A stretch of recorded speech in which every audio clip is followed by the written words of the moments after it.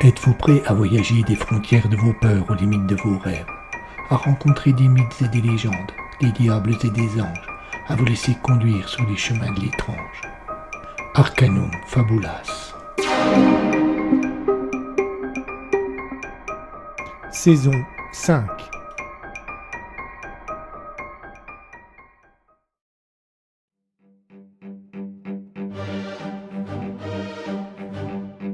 Il n'aurait rien dû rester. Même pas un souvenir. Surtout pas un souvenir.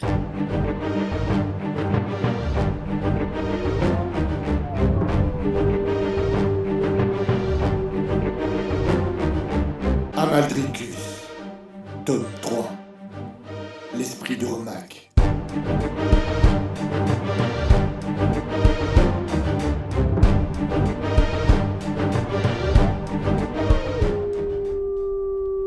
Épisode 15.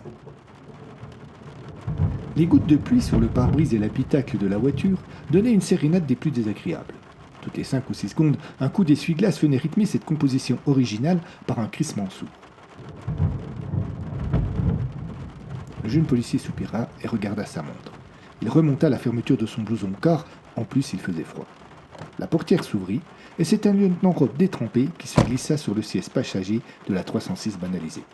« Bonjour, lieutenant. »« Salut, Mathieu. Rien de neuf ?»« Non, j'imagine qu'il doit être tranquillement en train de prendre un dessert, le Vénard. »« Et il est quelle heure, là ?»« 13h15, » répondit Mathieu sans regarder sa montre qu'il avait consultée quelques instants auparavant. « Eh ben, il prend son temps. Cela fait plus d'1 heure qu'il est dans ce restaurant.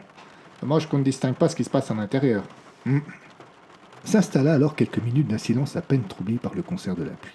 Le jeune policier se rongeait avidement les doigts, tout autant pour calmer son stress que pour apaiser une vilaine faim qui le tiraillait. Rob, les bras croisés, ne quittait pas l'entrée du restaurant des yeux. « Pourquoi vous surveillez Stubib ?» demanda le jeune policier sans raison apparente. « Parce qu'il m'a menti. C'est des choses que je sens, là, quand on me ment, et je n'ai pas de doute. Vous pensez vraiment qu'il a pu aider Karen sa nièce à s'enfuir ?» Le lieutenant sourit en tournant la tête vers son collègue. « Et qui d'autre ?» demanda-t-il avec une sincérité désarmante. « Je ne sais pas, moi, des gens de sa famille. Elle ne les voit plus depuis au moins 10 ans. Ils ont coupé les ponts depuis que sa mère est morte. Ouais. En plus, j'ai mené ma petite enquête. Hindenburg s'est toujours montré très intentionné avec elle depuis qu'il la suit. Quand elle est tombée dans le coma, il est venu prendre de ses nouvelles tous les jours. Et quand il était en vacances, il a appelé régulièrement. C'était une patiente, c'est normal qu'il suive son état de santé. Oui. Simplement, il n'a fait cela pour aucun autre de ses patients. Et je me suis renseigné auprès de ses collègues à l'hôpital, ce n'était pas dans son habitude. La porte du restaurant s'entrebâilla pour laisser sortir un parapluie qui s'ouvrit si rapidement qu'ils ne purent pas voir qui le portait. Une seconde, puis l'objet vint se placer au-dessus de la tête de son propriétaire. « Le voilà !» lâcha Rob. Eric avança d'un pas rapide vers sa voiture garée à une centaine de mètres. Quand il démarra, les policiers le suivirent.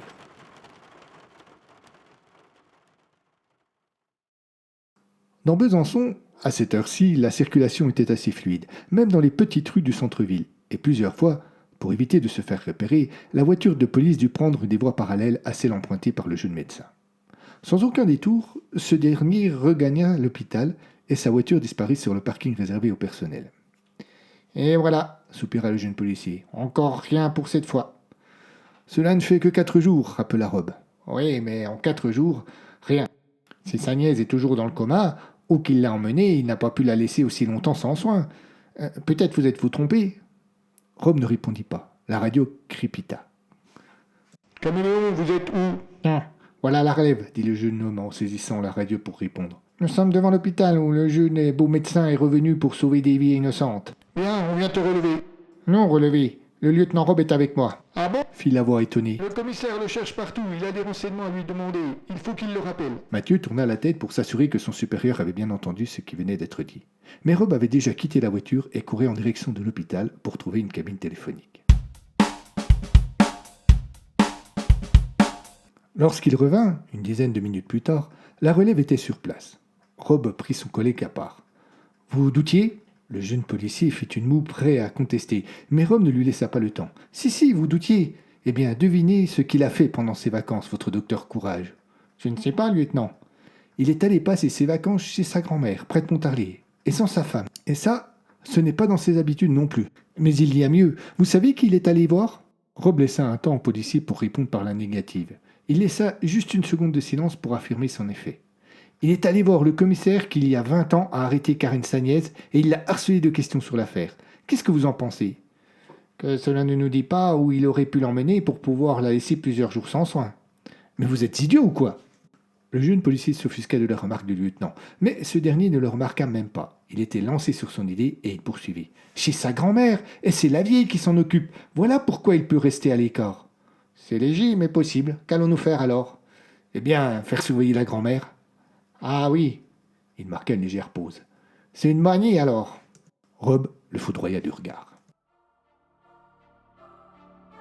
La chaleur l'avait de nouveau abandonné, mais cela n'avait plus la même importance puisqu'elle était sortie du piège terrible où elle se voyait déjà mourir. Karen avait eu alternativement 2 sensations de bien-être aux origines différentes.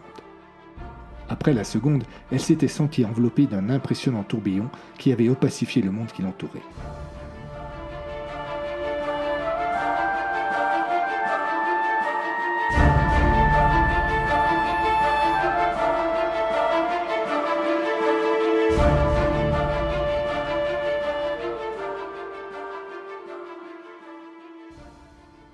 Elle s'était imaginée dans l'œil d'un étrange cyclone qu'il avait transporté avec douceur à quelque distance du fort de Joux, sous un sapin qui lui parut gigantesque. Elle posa la main sur l'écorce du résineux pour s'assurer qu'il était bien là et qu'elle n'était pas victime d'une mauvaise hallucination échappée de ses délires. Elle sentit nettement la rugosité du bois, la résine poisseuse sous ses doigts. Elle exprima son soulagement dans un surprenant mélange de rires et de larmes. Il avait tenu ses engagements. Elle était libre à présent.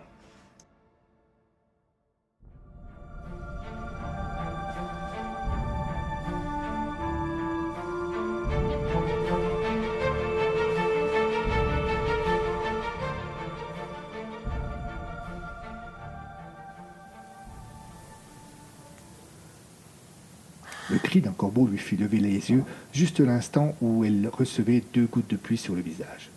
Elle avait le sentiment que plusieurs jours s'étaient écoulés, mais elle ne gardait aucun souvenir des dernières heures qu'elle avait vécues.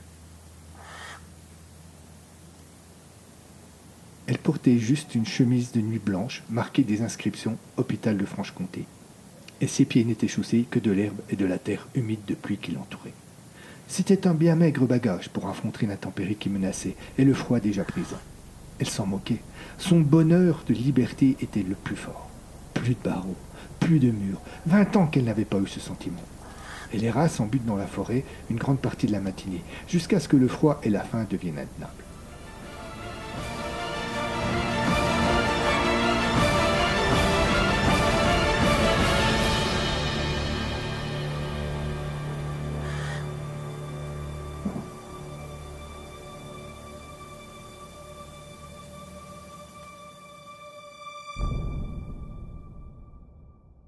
Elle devait trouver un refuge, mais demeurer prudente pour ne pas se faire reprendre. Du moins, pas avant d'avoir terminé sa mission. Ce n'est qu'en fin d'après-midi qu'elle découvrit, à l'orée du bois, une ferme isolée. La voiture blanche garée devant la porte ne laissait aucun doute sur la présence des propriétaires, et Karen décida d'attendre, espérant qu'ils partent pour approcher davantage. La nuit d'octobre était tombée lorsqu'une jeune femme aux cheveux rouges sortit de la ferme. Elle ferma la porte à clé derrière elle, monta dans la voiture et démarra lentement. Karen la regarda s'éloigner, et quand les 2 feux rouges eurent disparu, elle approcha de la bâtisse.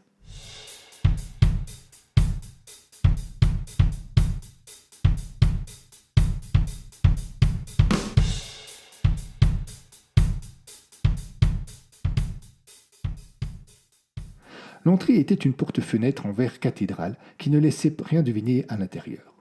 La jeune femme ramassa une pierre et la jeta contre une des vitres. Elle n'eut aucun mal par la suite à ouvrir la porte.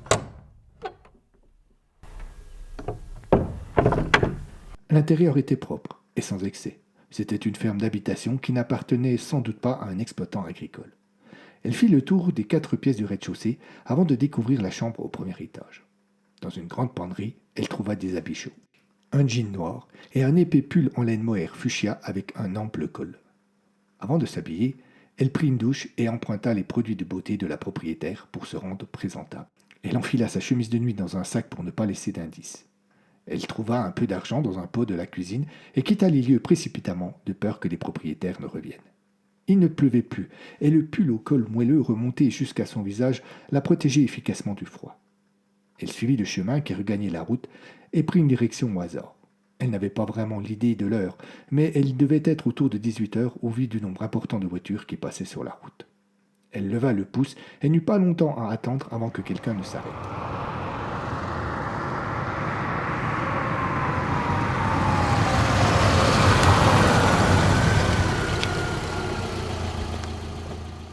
« Où allez-vous » demanda la conductrice. « J'aimerais regagner la ville.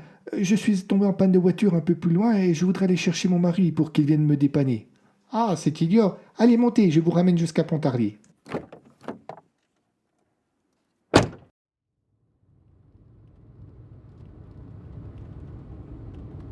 La conductrice avait la cinquantaine bien prononcée, mais bien portée.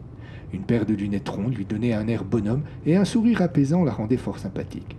Karen l'observa un moment sans rien dire. Seul l'autoradio osait troubler le silence. « Vous avez une idée des causes de la panne » finit par demander la conductrice. « Non. À vrai dire, je ne suis pas très technique. » L'autre eut un sourire. Karen se sentit bizarre d'un seul coup.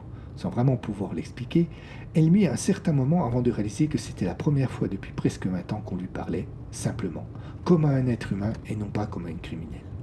Quand elle dut descendre de la voiture, dans une rue de Pontarlier, elle regretta que le trajet n'ait pas été plus long.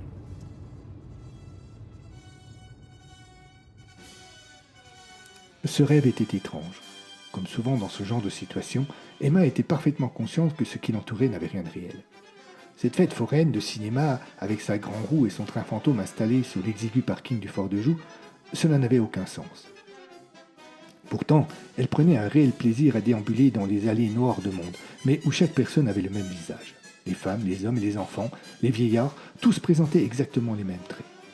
Emma s'approcha d'un stand qui vendait des gaufres et en acheta une. Rapidement, elle eut la frustration de ne pas pouvoir vraiment la déguster. Elle sentait son odeur, la voyait devant elle, mais elle n'avait aucun goût. Elle maugréait contre cette étrange sensation lorsque cela arriva. Toutes les personnes présentes dans la fête foraine s'immobilisèrent. Les attractions et la musique s'arrêtèrent. Elle vit alors le loup, là, juste devant elle, qui la regardait fixement. Bizarrement, elle ne fut pas surprise par cette apparition, pas plus que par le fait de voir, juste à côté de l'animal, flotter dans le vide la fenêtre de sa chambre entr'ouverte. Lentement, l'image s'estompa. Emma eut l'impression de traverser un épais brouillard et s'éveilla dans son lit. Le petit matin était encore incertain, hésitant entre la nuit bleu foncé et une journée gris clair. Elle pensa à son rêve et machinalement tourna la tête vers la fenêtre. Cette dernière était légèrement ouverte. Elle laissait entrer un vent froid. Emma hésita. « C'est stupide, pensa-t-elle à haute voix. Elle se leva et jeta un regard presque gêné par la fenêtre. Depuis son appartement, elle avait vue plongeante sur le Doubs, la rivière qui traverse Pontarlier, et au-delà, sur un petit parc. Elle y devinait plus qu'elle n'y voyait les choses prisonnières des brumes matinales. Pourtant, le même loup que celui de son rêve était bien là, assis, l'attendant sans aucun doute. Le cœur de la jeune femme se mit à battre. Elle se dégagea prestement de la fenêtre avant d'y revenir avec précaution. Ce n'était pas une hallucination, l'animal était toujours là. Elle attrapa le pull et le jean qu'elle portait la veille et descendit précipitamment. C'était étonnant comme réaction. Mais en fait, elle faisait confiance à une petite voix interne qui lui disait que l'animal n'était pas là pour lui faire du mal et que c'était bien elle qui l'attendait. L'humidité traversa la laine et vint contre sa peau. Elle trembla légèrement. Elle traversa le pont et entra dans le parc. Elle croisa un homme louche en train de promener son chien et, sans lui accorder la moindre attention, se dirigea vers l'endroit où il avait vu le loup. Désert. Un surprenant désarroi l'envahit alors. Elle se frotta les épaules pour se réchauffer et se retourna pour s'en aller. Un craquement de branches lui fit prendre conscience qu'elle n'était pas seule. Elle vit dans un fourré tout proche les yeux du loup qui disparurent aussitôt qu'ils se sentirent repérés. Elle se précipita et plongea littéralement dans le bosquet. Quelque chose la frappa la tête et elle perdit connaissance. Il n'aurait rien dû rester. Même pas un souvenir. Surtout pas un souvenir.